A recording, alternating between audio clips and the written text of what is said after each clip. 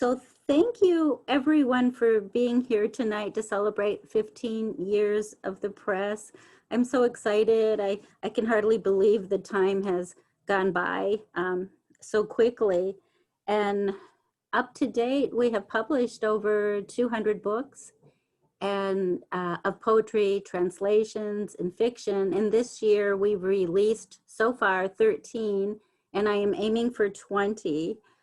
So I'm very excited about that. We are an extremely active press. We have many, many activities, and some of them are, of course, we have a reading series, poetry and translation roundtables, a poetry and artist series, pastry with poets, workshops, the Lost Bookshelf Bookstore, and Read America Read. And we are located in the Arts for the Armory in Somerville, but we're currently closed and will be till there's a vaccine. Because our place is so small, we could not have anybody in it at this time. And I have been editing and publishing probably for a total, well, since 1982, basically, in some capacity. And the best part of that, and the best part of Cervena Barva Press, is just meeting all the people that I've met, published, and correspond with. And to me, that's the highlight of it all. So many people have touched me here. So the 15 years is just really special for me with the press. Almost every night for the last 2 months, we've had a reading, and Renuka figured it out for me. Thanks, Renuka. We've had 52 nights of readings, and we have heard 131 authors and readers so far, and this is our last night, and that counts that too. So it's been really a lot of fun, and to hear so many different readers. So thank you everyone for coming to the last night, and then also to hear the amazing writers that we have tonight. I'm really excited to have them here. They all have numerous publications, awards, and books. And if you need to know information more about them, please visit their websites. I'm only going to highlight a few things about each reader tonight. So our first reader is Gary Fincke. In 2008, we published The Lengthening Radius for Hate, and here it is.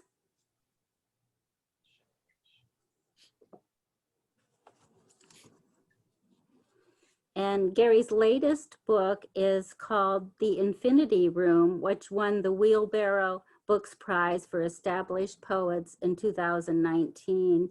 He has published well over 30 books of fiction, nonfiction, and poetry, and has won numerous awards, including 2 pushcards. So I give you Gary.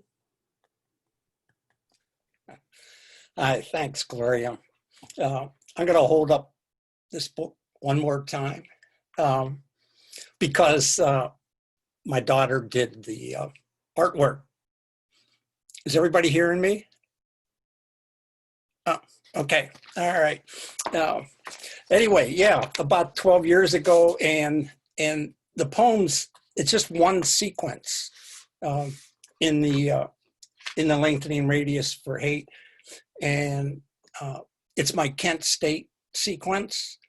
And what I'm going to do tonight is I'm just going to read 2 parts of that. First, I'm going to read a section where the poem began. It's an individual poem, and it was written separately, and I had no idea about writing a sequence. And then little by little, it keeps getting longer. It was long enough to have a chapbook, and it's even longer now than it was then. It's sort of my Leaves of Grass, I think, as a poem. Anyway, this began, in fact, my younger son is watching tonight, so he might remember this. This part of the poem comes near the end in the chapbook, and it's called History Bites, and he was in 8th grade. So we're in the 1990s, now, yeah, 1991, 92 as a matter of fact. And he had an assignment to pick something from history and recent history and write about it. And he was disappointed because all the good things were gone, you know, Jimi Hendrix or Woodstock or something like that. And so you'll see what happens. History bites. One night in his room, complaining, my son sat to steal his report from the World Book, list the Kent State dates and dead like fractions to be reduced. History bites, it said on his paper. Choose one, taste and swallow. And I surprised him with slides. His father, the student who'd sampled his fresh mouthful of wartime after class. Monday, May 4th returned on his wall, and he worked the crowd for someone familiar from the dark age of flared pants, long hair, and armies. Though I was faculty by now, standing in front of students with the rifle of language, I wanted to show myself on his wall like some shadow animal of the hands, rabbit of the fingers, the knuckled dog, decorative pane of the headstone past. Look, there I am then, I said, history whirring in that projector's fan. My son said, what were you doing? And I managed watching. Followed silence with, I don't know, as if he were asking why I'd never left college or written one word on history as it happened. Some roar of oaths striking the raised oath of rifles, some pop of gestures freeing the pop of gunfire. Like fireworks, one platitude for anger. And what I told my son was, write this down.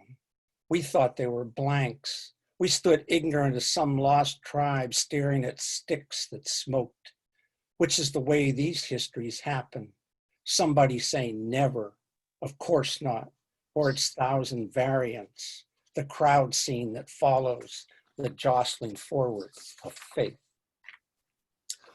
And then I'll read the last section, which I'm guessing there's probably at least 20 sections in the chapbook.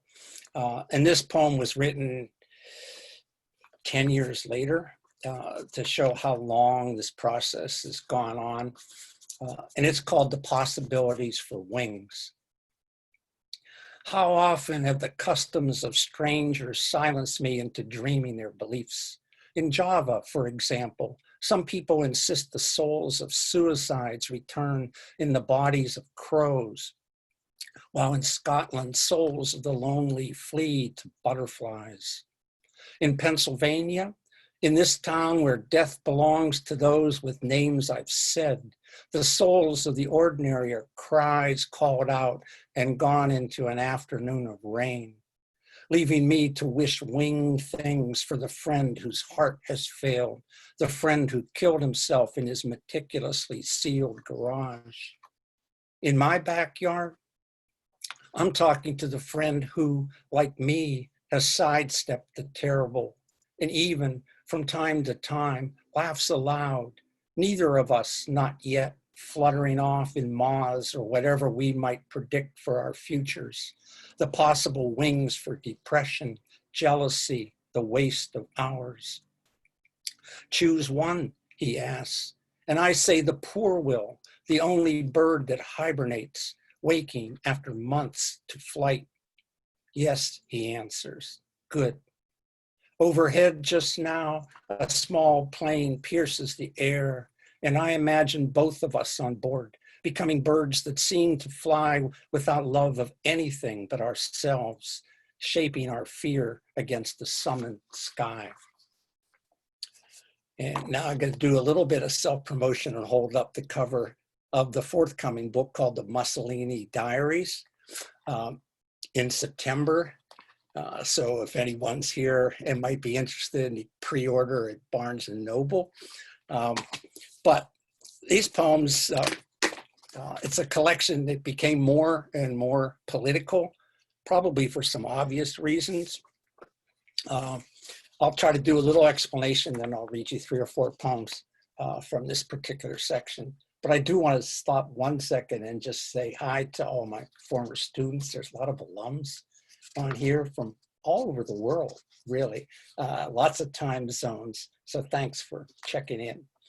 The first poem was written and finished written, completed like the day before I sent this manuscript out, because it was the poem that sort of gave me a preface to this, and I think gave it some coherence, and you'll get some idea. And just this past week has been accepted by the Gettysburg Review, so it found a really good home. And this will give you some idea what's going on. It's called Fimble Winter.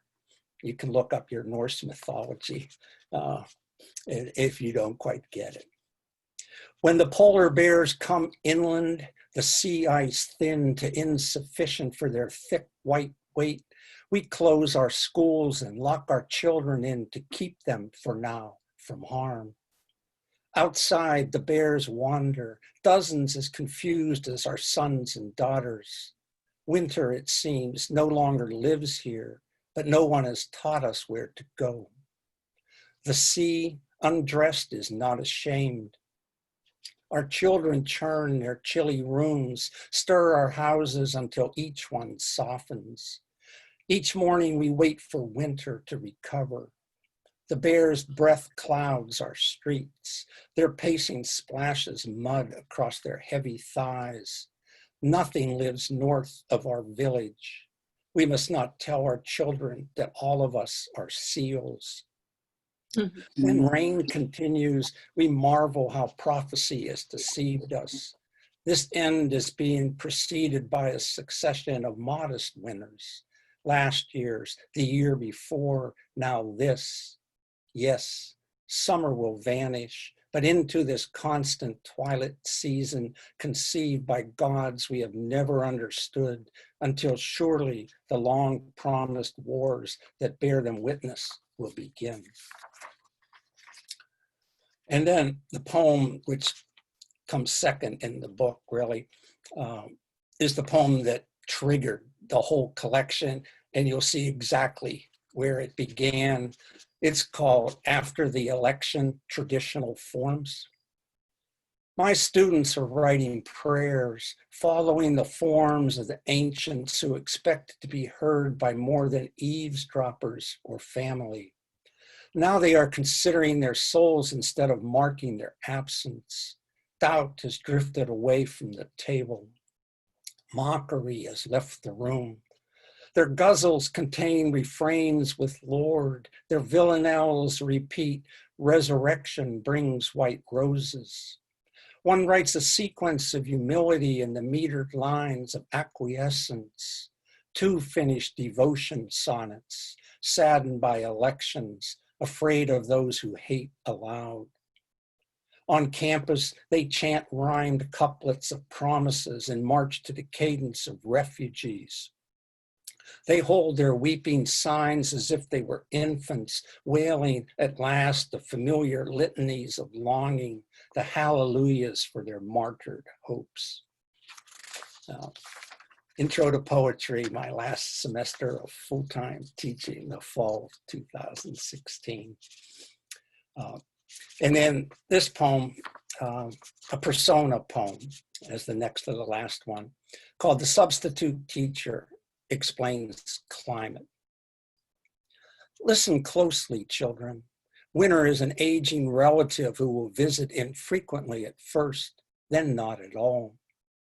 Be happy to wear your clumsy boots and mittens. Already your snowmen are crawling north like bark beetles, those refugees who will slaughter your forest like a swarm of saws. Because thousands of miles from here, the ice is thinning. Floods will fill your lives. Even at the North Pole, a meltwater lake has formed.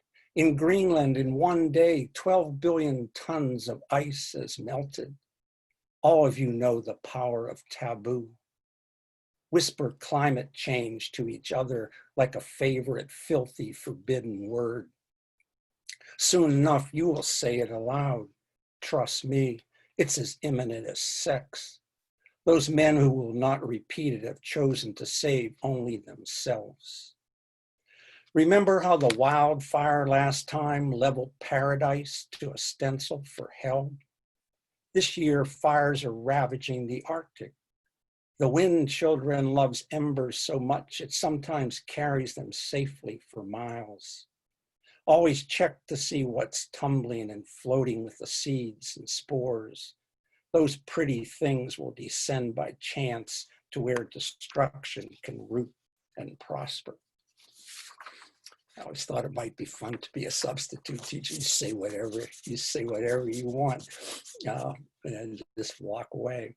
My last poem is, my wife's in the room listening, and she's the star of this poem. It's her story, really. This is 1980, as it turns out, and we lived in upstate New York. It's called The Past Tense of the Census. Thank you all for listening. In the census year, with 3 small children, my wife sought part-time work, self-designed hours, convincing her to canvass our county of farms and quiet, well-zoned streets. There were heads to count, assessment questions, and not every house, she soon learned, was welcoming. House trailers were rare and always alone, set so often on barely landscaped lots that she was surprised this late afternoon by one site's borders of high wooden fence, a lawn weed infested yet closely mown by somebody, she thought, who was taking whatever care he could. Not a man who opened his door and stood naked to show whatever news he might possess could wait. Once exposed, a man might be capable of anything. Logic that hurried her to our car, where she turned, keys posed to thrust, and saw the trailer door closed, driving home touched only by a familiar story. During the year, Jimmy Carter looked sad, as if he understood another sort of census would defeat him. Hostages held in Iran, inflation, scarcity of oil. Though we spoke nothing of that while our children scattered around our fenced-in backyard, twilight settling, our neighbor's black lab barking longingly at the gate as my wife began, hushed and intimate, to speak while we stood beside the deck rail so our children could see we were watching. What did he say? I asked. He was soundless. What did he do? He picked his teeth and spit. How close was he? Arm's length, able to reach. I'm never counting him. Is that a crime? And right there, her story ended as if she was willing to tear only one page from her notebook of murmured memory. Carter is smiling now, benign with age, though he must have more than such small horrors to tell. The country exposed and ugly, taken hostage and held for limitless ransom. That man years ago was surely naked as he watched my wife, a stranger, cross his crop weed yard. And surely he had his chance to choose shorts and shirtless or call out just a moment before fully clothed, choosing instead full frontal exposure. That evening, all we could see of our 3 children was movement. They appeared to be vanishing, about to no longer live in our house. My wife using the past tense of the census to say, he was, in a sentence stuttering, then gone dark. Thank you all.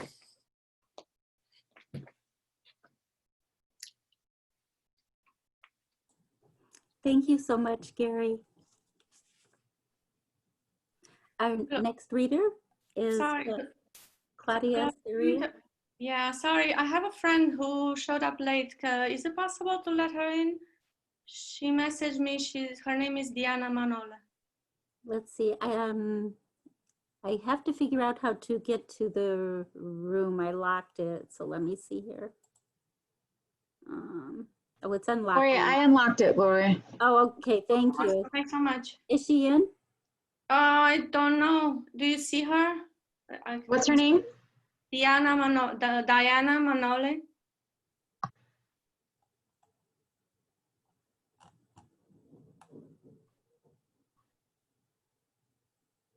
No, she's not in. Can she try logging in again? Okay, I'll try. I'll ping her right now.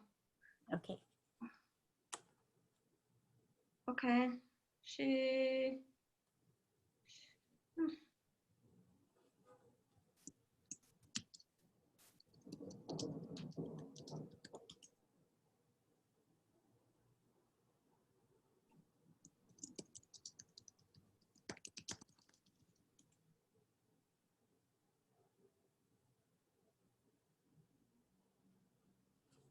So.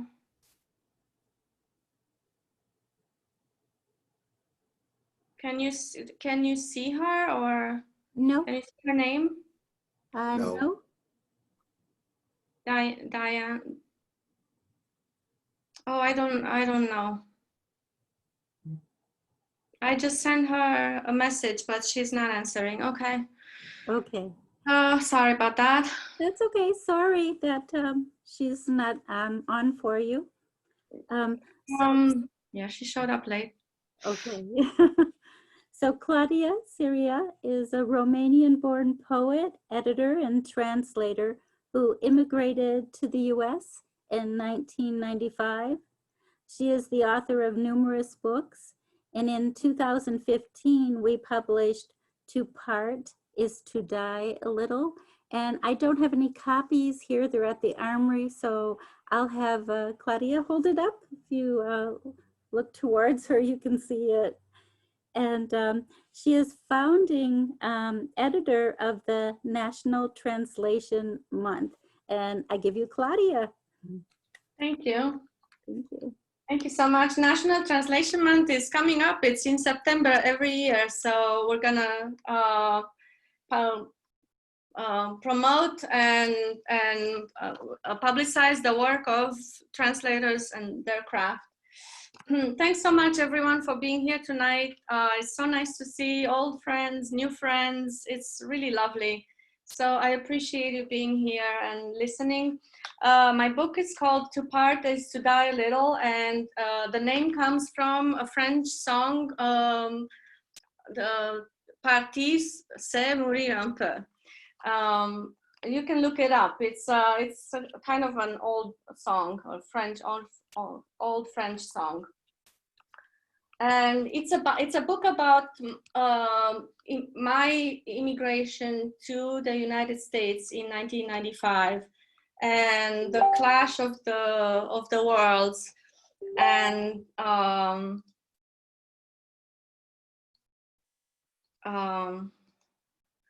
the clash of the two worlds, and everything that opened up, and also everything that I left behind. So I want to start with a poem dedicated to my father, who is in Romania.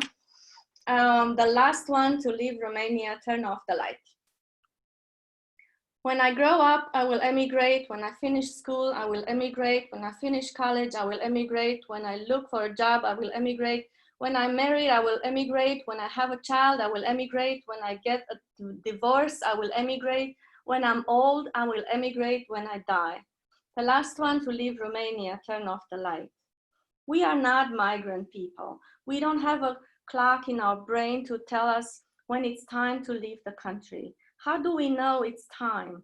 The wild geese know when fall comes, when the leaves emigrate from the trees.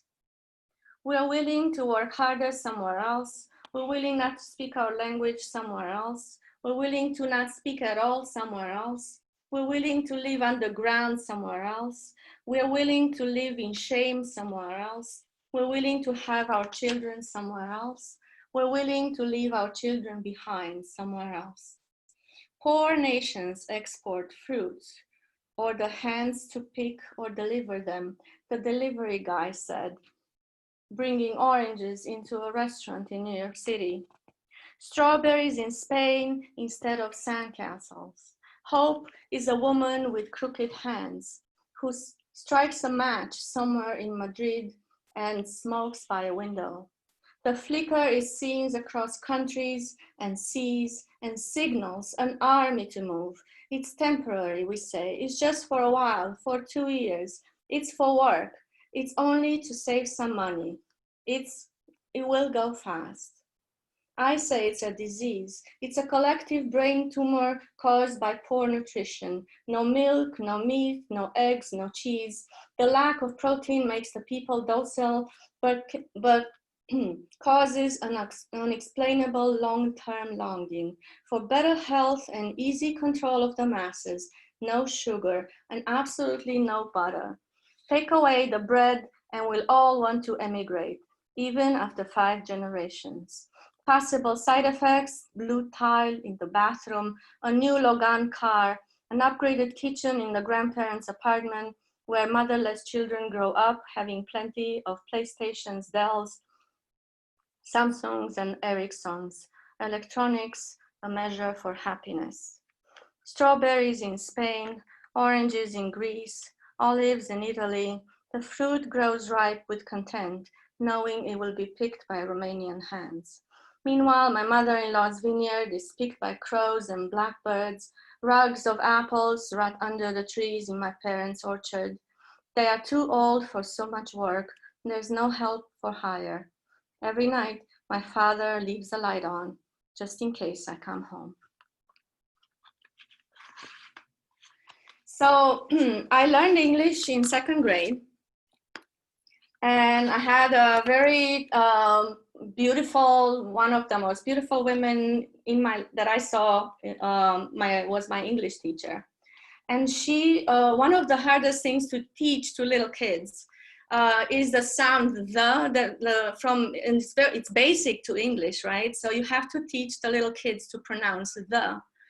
And she taught us to hold a pencil or a pen up to the nose with a chin like that, and stick the tongue out to touch the pencil, and then pronounce the.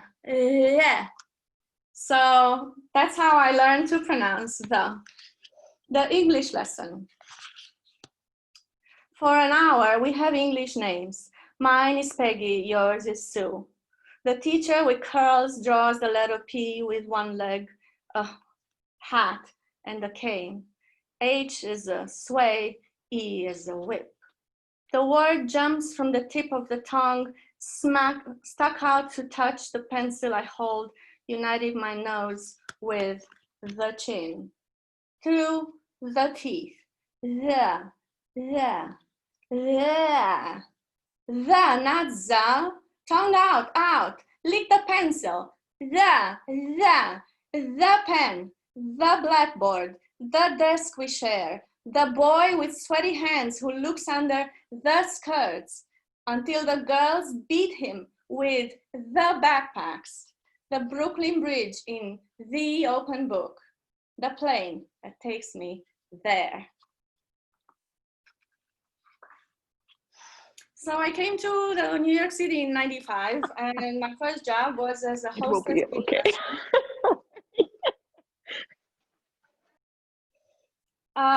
So I was a hostess in a restaurant in New York City, and this poem, I have a series of poems inspired by the restaurant life. It was a totally brand new life for me. Cafe Verona. Today's brew is velvet for the mouth, the lover's bridge, the dagger's tongue, the sweet poisonous finish. It starts with fire that frees the water from its inhibitions. Life is made of aromatic vapors. I pour the coffee. We fall in love. I move to another country and never come back. Here, have a taste of this bitter roasted drink. It's perfect with chocolate. But hey, what isn't?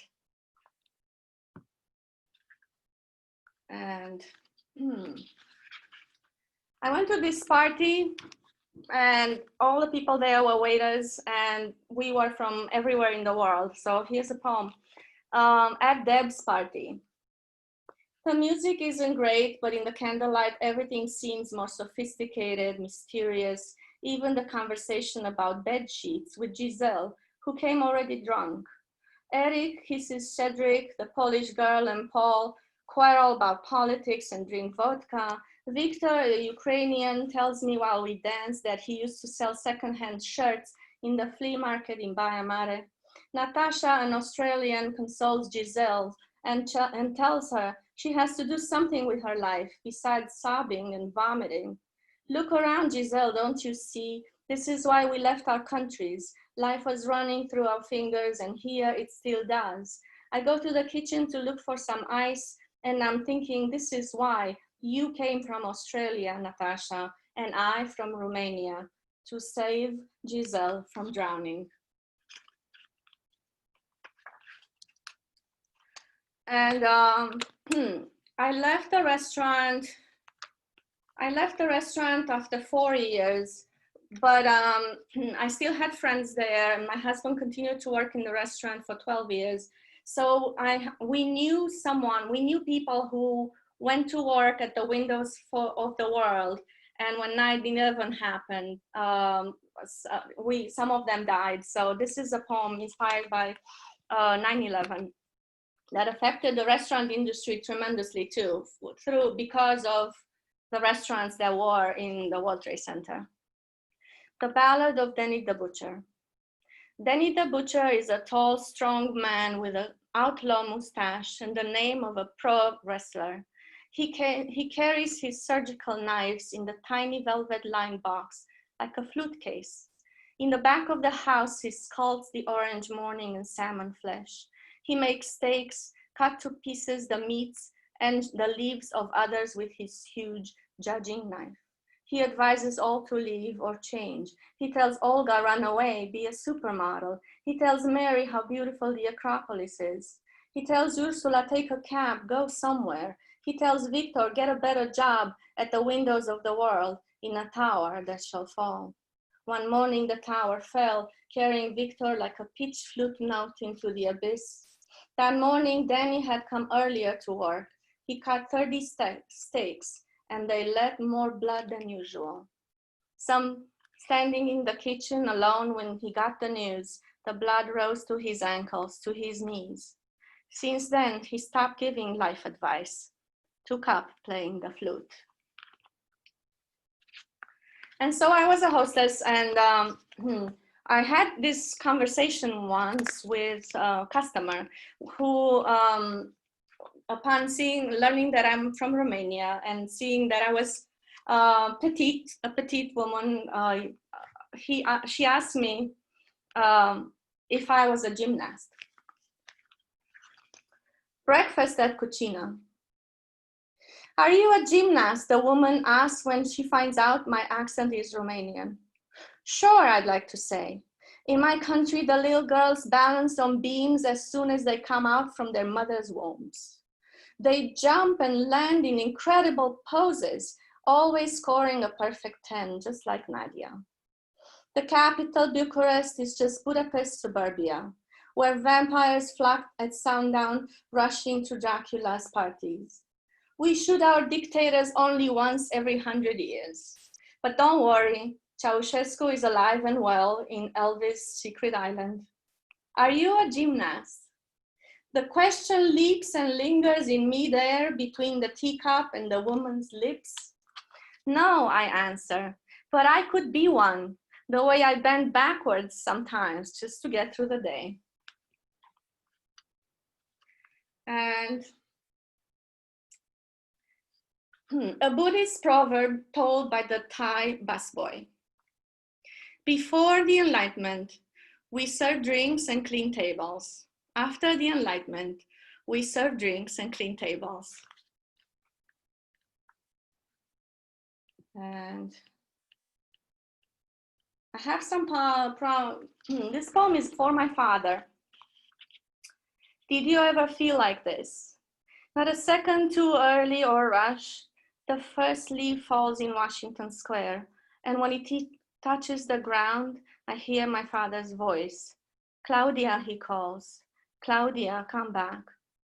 But I don't go. Instead, I walk on Broadway feeling small, a hemoglobin cell that joins others, thousands, as we flow together into the veins of a frivolous God. Sunday night. Honey, have a seat in the earth's lap. The reading only costs a watermelon. The old woman moon smokes and reads our cards of love and fortune. Her voice makes the olive trees rustle and stretch their necks to hear. The Danube shudders in its muddy shores, where red pheasants mate and snakes graze the grasses.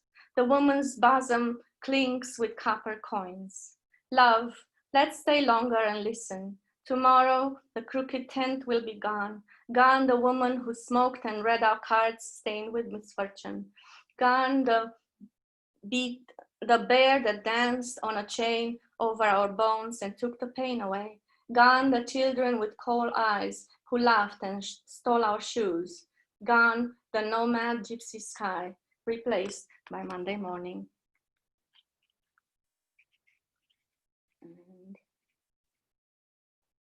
And let's see another one.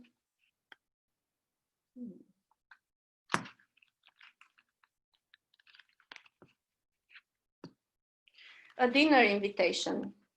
Let's have dinner, love. The waiter will take your order of the American dream right there at the exit from JFK. You'll order the sturgeon, but you can only have the fillet of sole for now. You'll walk on 8th Avenue past the Crook's shops, past the city hotels, past the deli that sells wilted flowers, to the woman who wants to read your palm and take your last $20.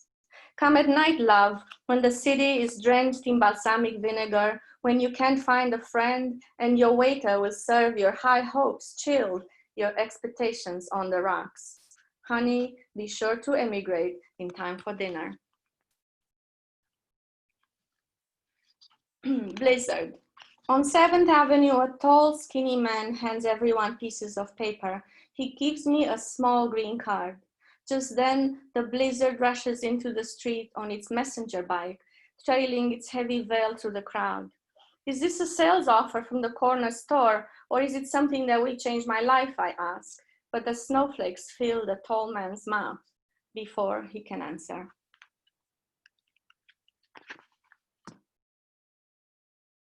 Two lives. Let me have two lives. Let me be the pendulum that cannot decide, that touches first the east, then swings back west, then east again. Does it feel it belongs to one side or the other? Does it need to choose? Let me be the pendulum between my two lives.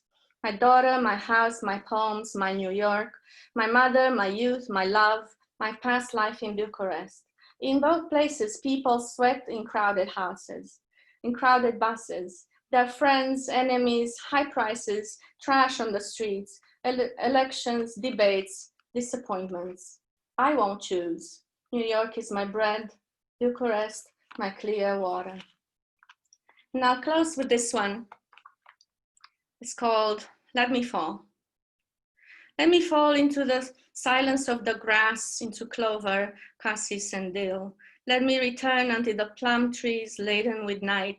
Let me bleed birds. Let me sink into the deep ink of the sky. Let me fall prisoner to the army of corn that grows dolls in its armpits. Bound by beanstalks, let me tangle in the jungle of squashes and pumpkins that slash my legs and shoulders. Let me fall. Let me bleed tree sap and songs, alive with sadness and open air. Let me fall into this lettuce and cabbage madness. Let me stay here and bleed vines and tomato juice into the dusk, the color of the dress I wore as a child. Let me watch how the red dress flickers on the path behind my mother's silhouette. Let me fall underground in the turnip's kingdom. Let me dissolve in this country of carrots and seeds. Let me bleed bones and crystals in the caves beneath my feet. Let me lay down here, happy again. Thanks so much, everyone.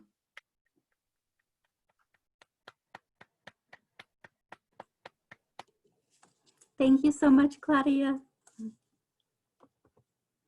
Our next reader is Lloyd Schwartz.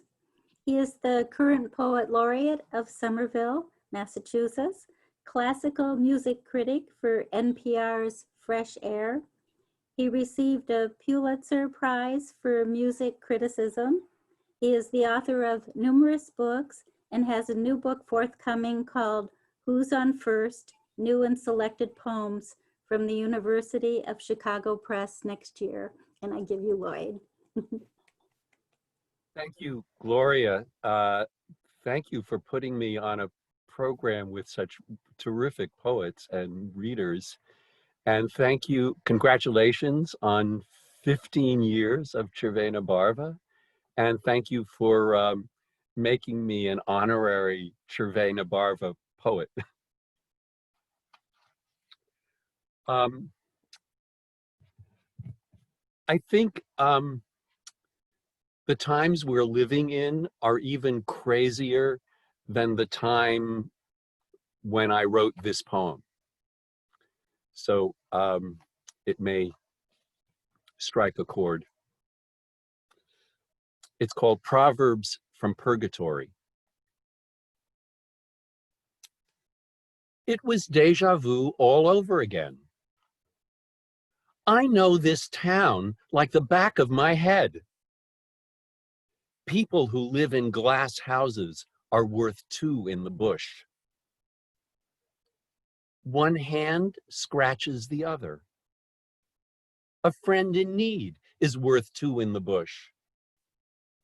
A bird in the hand makes waste. Life isn't all it's crapped up to be. It's like finding a needle in the eye of the beholder. It's like killing one bird with two stones. My motto in life has always been, get it over with. Two heads are better than none. A rolling stone deserves another. All things wait for those who come. A friend in need deserves another. I'd trust him as long as I could throw him. He smokes like a fish. He's just a chip off the old tooth. I'll have him eating out of my lap. A friend in need opens a can of worms. Too many cooks spoil the child. An ill wind keeps the doctor away. The wolf at the door keeps the doctor away. People who live in glass houses keep the doctor away. A friend in need shouldn't throw stones. A friend in need washes the other. A friend in need keeps the doctor away. A stitch in time is only skin deep. A verbal agreement isn't worth the paper it's written on. A cat may look like a king. Know which side of the bed your butter is on. Nothing is cut and dried in stone. You can eat more flies with honey than with vinegar. Don't let the cat out of the barn. Let's burn that bridge when we get to it. When you come to a fork in the road, take it. Don't cross your chickens before they hatch. Do not read this sign. Throw discretion to the wolves. After the twig is bent, the barn door is locked. After the barn door is locked, you can come in out of the rain. A friend in need locks the barn door. There's no fool like a friend in need. We've passed a lot of water since then. At least we got home in two pieces. All's well that ends. It ain't over till it's over. There's always one step further down you can go. It's a milestone hanging around my neck. Include me out. It was deja vu all over again.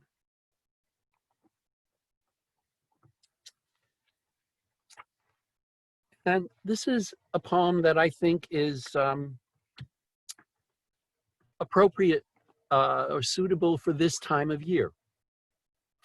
And it's called Nostalgia, the Lake at Night.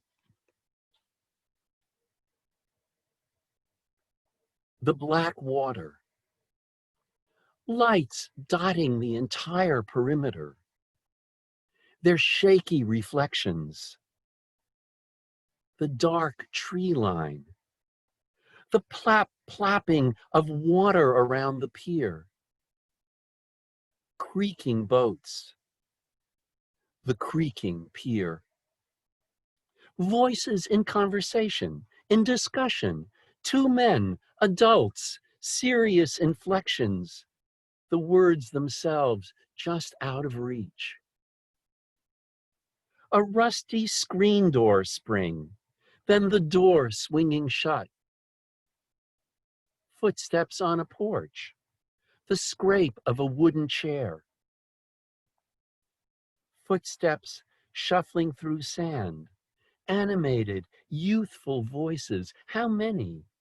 Distinct, disappearing. A sudden guffaw, some giggles, a woman's, no, a young girl's sarcastic reply. Someone's assertion, a high-pitched male cackle. Somewhere else, a child laughing. Bug zappers, tires whirring along a pavement, not stopping, receding. Shadows from passing headlights. A cat's eyes caught in the headlight. No moon. Connect the dot constellations filling the black sky. The ladle of the Big Dipper not quite directly overhead. The radio tower across the lake signaling.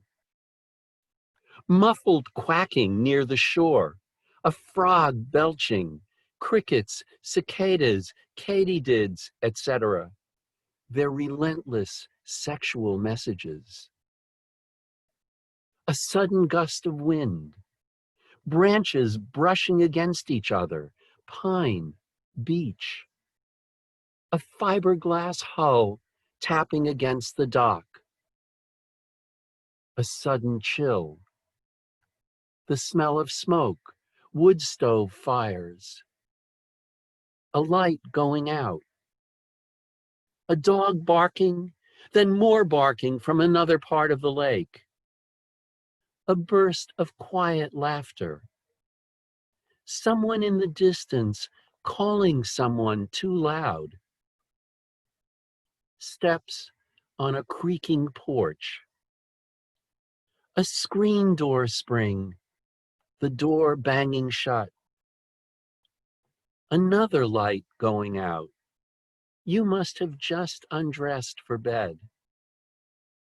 My bare feet on the splintery pier, turning away from the water.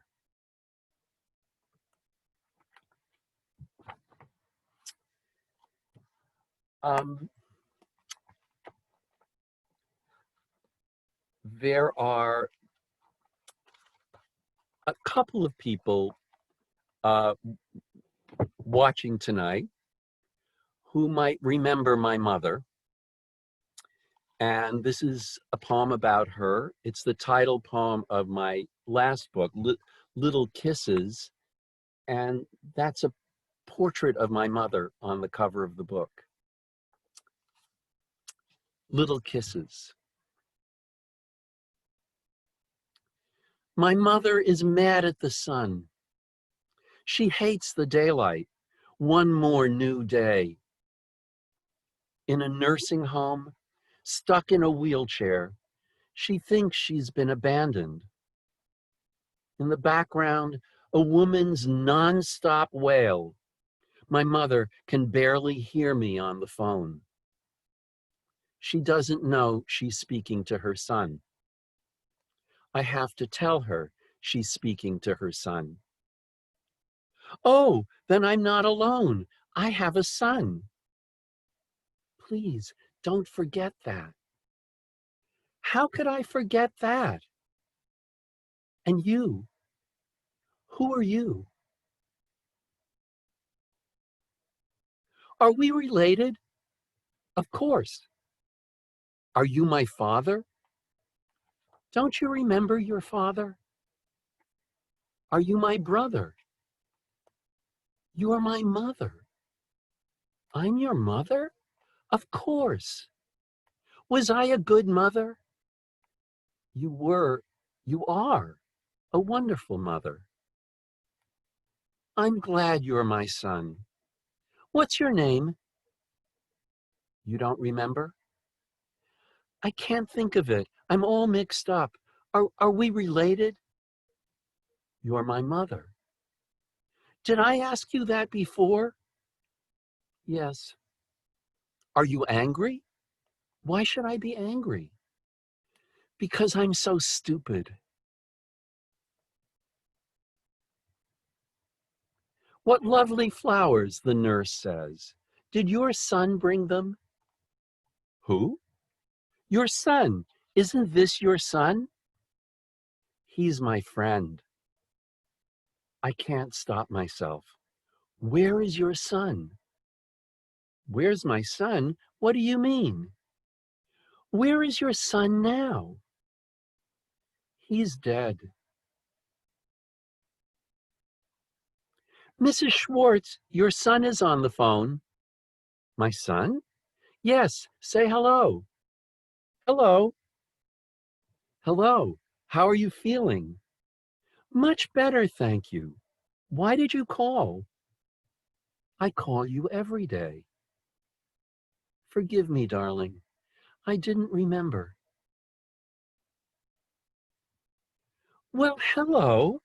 How did you know I was here? This is my son, isn't that right? You're my son, aren't you? You came out of my body. I'm your mother. Isn't that right? Isn't he handsome, even if he has a beard? I'm your mother. I'd love you no matter what you look like. Wouldn't I? Give me a little kiss. Will ya, huh? What are you gonna miss? Will ya, huh? Gosh, oh gee, why do you refuse? I can't see what you're gonna lose. So give me a little kiss. Will ya, huh? And I'll give it right back to you. See, I know all the words. I probably won't remember them tomorrow.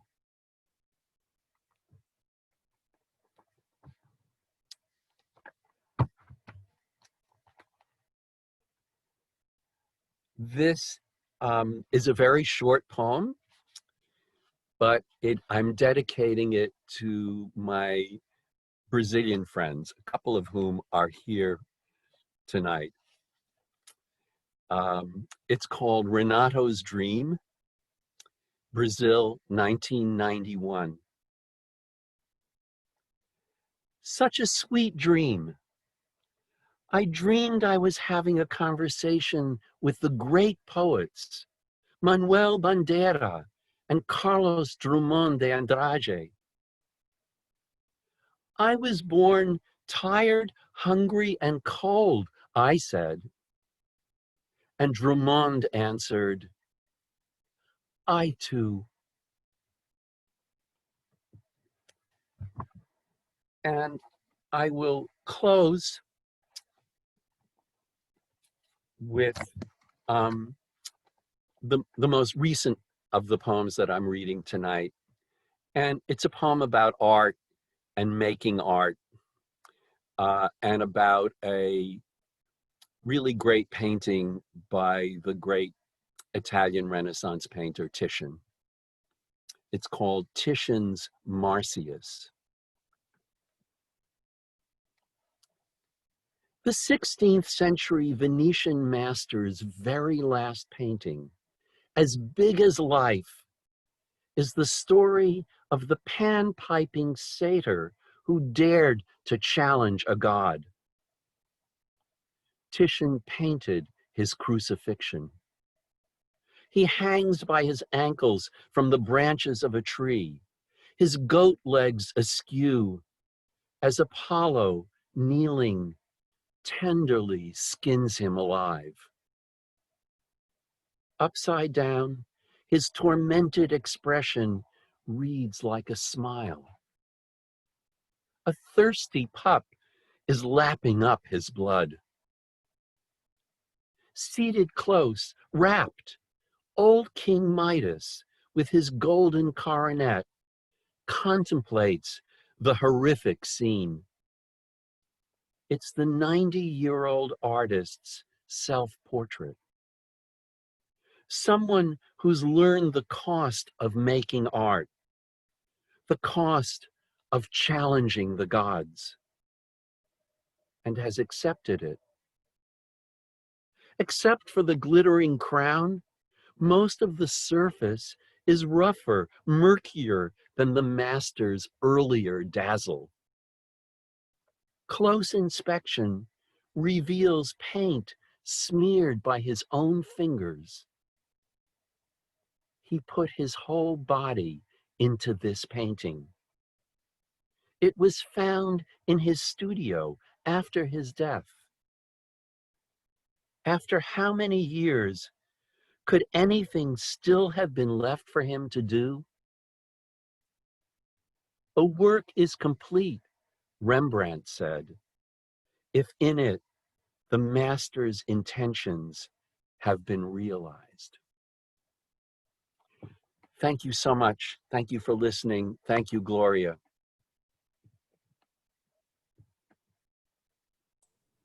Thank you so much, Lloyd. And can we give all the readers another round of applause for reading tonight? Such great stuff.